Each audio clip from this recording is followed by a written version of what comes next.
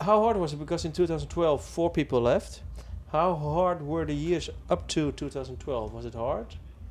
Touring, and was it stressful or was it easy? And I guess it was a very slow downslope between 2010 and 2012 because everything was going very well. And I don't hate anyone at all, but everybody wants to be a rock musician at any price when you're 18 years old. When you're getting closer to 30 or around 30, and you're not making, more money than, or even less money than your old schoolmates who's an electrician. Yeah. And you have to be away for 250 days. You got a wife, you got kids, and the priorities, I wouldn't say changed. They still love music, but they didn't want to do it 250 days a year all the time anymore. But how come 4 of them together? It was a house of cards, if you know what I mean. It turned out that one of them was really, really sick of it.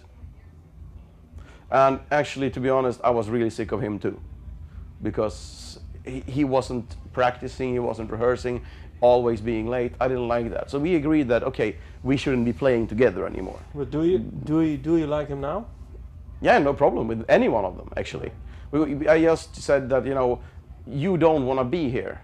And he said, yeah, I don't. And I don't want to do this on this level. So we figured out, even though we weren't angry at each other, but we wanted so different things that our interests kept clashing at all times. Yeah. And then at that point, there's one more who says, well, if he's not coming, I'm not coming because I feel the same thing, kind of. And then one other guy goes, I've been feeling this for 2-3 years, for fuck's sake. And then, there was one guy, the keyboard player, Daniel. He said yes at first, but then changed his mind just in the last minute. But other than that, we knew quite early that we'd lose 2 guitarists and a drummer. How hard was it? We thought actually it could possibly destroy our career, and it was emotionally insanely hard. Why? Well, we've been together, except the keyboarder, the rest of us had been playing together since '99. And this is late 2011, early 2012.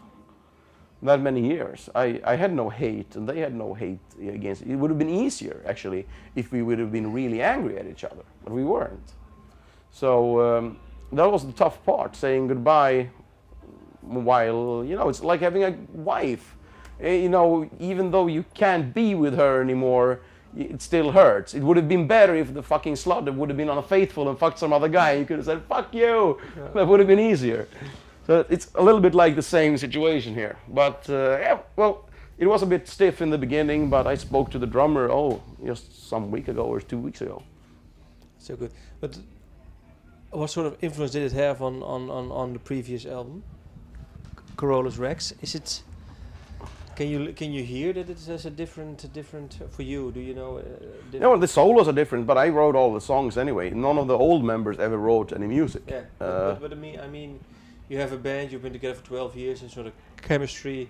You know what the others are doing. You know how they play their parts. Now you have to do it with 4 new people. Yeah. Can you hear it in hindsight? Yeah. I have no problem with that at all. Actually, it's. I've never been sentimental in that sense. I mean, in the beginning I was looking around the tour bus and there was the wrong guys there, for sure. But I know actually now, even though it was stiff then, everybody's happier in what they're doing now because they got their own band. Only thing is they do as many shows in 2 years as we do in 2 months.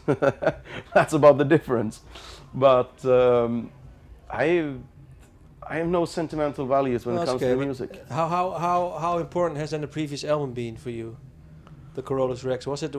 Did you have to, because you have new people in the band, did you have to? Was it hard work or? Yeah, well, it's always tough, breaking a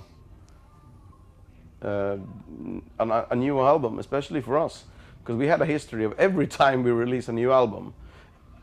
The general majority says, everybody's different of course, but the majority, I'd say, there's 50% are widely different opinions of everything from the best we ever did to the shittiest thing we ever did to, the first demo was good, the rest is shit. But 50% always say, it's fucking great, but it's not really as great as the last one. But the same people, when we release the next album, will go and switch. So I think in a sense our albums and music takes a bit of a while to get used to. Yeah. The first listen, maybe there's 2 or 3 songs you really like, but give it 10 listens over a month, and then you'll change your mind. Give it another 20 or 30 listens over 6 months, and then... How important has this album been for you, the Heroes album? Really important, because it's the first one with a new lineup properly. And I had a lot of, performance anxiety when I was writing the songs. Yeah? I threw away almost half of the album in November, and we're recording in January. Because, yeah, they're good, but it's not good enough. So, to be honest, if we would have been the same band members as before, this album would not have been as good as it is. Because I really had to push myself, and I was so nervous until we went into the studio and started recording. And even though I knew the guys, we'd never seen them in the studio before, but everybody was, enthusiastic, having a good time, wanted to be involved, which was not really the case with Carolus Rex, where people go, okay, can I go home now? But now it was, oh, can we do this? Can we try this? Like, oh yes, finally. So I hadn't had that much fun recording heavy metal in 10 years. But then you should say, fire your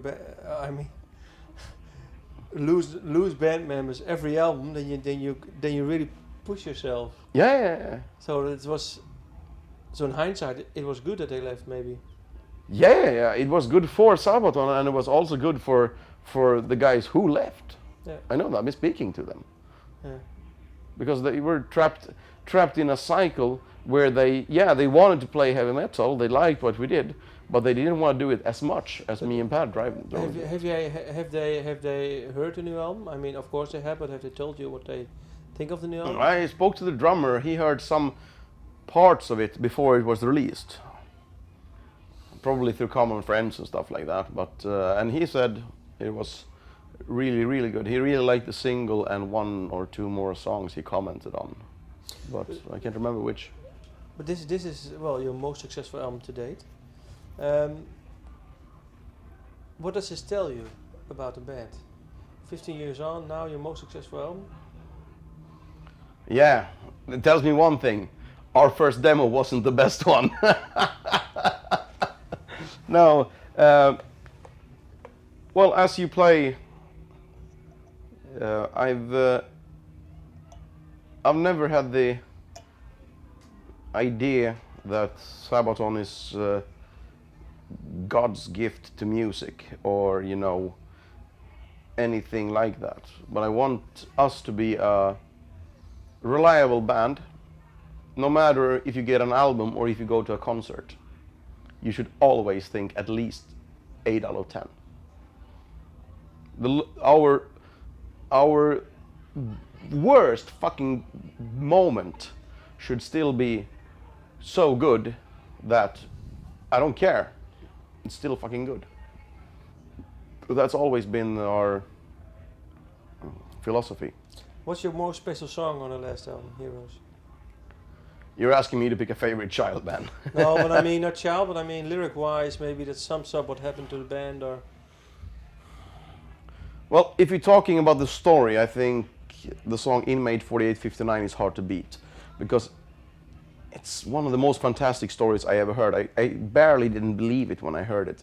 It's about a Polish soldier called Witold Pilecki, who after the Polish capitulation, basically he starts hearing rumors. He goes into the resistance underground, and he hears rumors about what's going on in Auschwitz.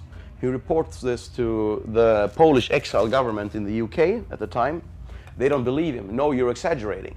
So he gets fake papers that says he's of Jewish ancestry. And then, okay, I got papers saying I'm a Jew. He walks the streets of Warsaw. He makes sure he gets caught. So he gets sent to Auschwitz. On purpose. Who does that? Number 2, he has a plan when he goes to Auschwitz. He's not only going there. He spends 2.5 years in Auschwitz gathering evidence and organizing a resistance. Then he escapes and writes a report and sends this to the Polish exile government in the UK. They still don't believe him. So he says, basically, I'm sorry for the language, fuck you, I don't have time for your bullshit. So he goes back to Warsaw, fights in the Warsaw Uprising, which is one of the major conflicts in World War II. And when that is over, Soviet Union comes in and they basically put a government they want in Warsaw. And seeing as he has been, you know, a hero, he's been in contact with the British and the Polish exile government. He's a potential threat to them, you know. He could start a revolution. So they put him on trial and found him guilty and execute him for treason. And those are the kinds of stories we have on Heroes. But I'm thinking when I hear that and read that the first time, why is there not a Hollywood movie about this guy? Yeah. Because that's better story-wise and that's reality than 95 out of 100 Hollywood scripts or movies I've ever seen or heard of. Yeah. So I think there are so many fantastic stories in our past, so why make up new stories? Thank you for your time. Thank you.